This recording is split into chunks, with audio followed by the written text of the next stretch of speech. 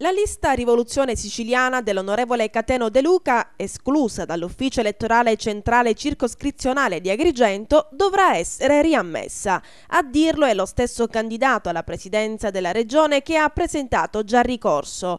De Luca si dice sicuro che la sua lista verrà accolta poiché la non accettazione sarebbe dovuta esclusivamente ad un vizio formale verificatosi al comune di Licata.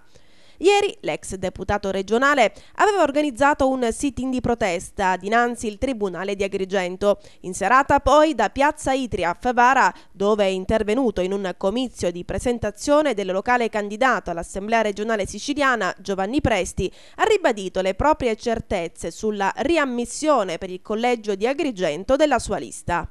Noi riteniamo che la lista verrà riammessa anche perché la giurisprudenza ci dà ragione su quello che è questo vizio formale che è stato eccepito. Ovviamente il Tribunale di Agrigento poteva anche essere più clemente rispetto a questa questione, anche perché è un problema superabile. Chi ha autenticato le firme non solo ha messo il timbro del comune, non solo ha posto la data, non solo ha firmato in modo chiaro e leggibile, ma ha solo dimenticato di mettere il timbretto di sindaco. Allora rispetto a questo francamente non voglio pensare a un attentato alla democrazia, credo che alla fin fine il nostro ricorso sarà accolto. Da Favara De Luca ha anche annunciato le proprie idee circa le misure da adottare per la salvaguardia dei livelli occupazionali dell'esercito dei lavoratori precari siciliani.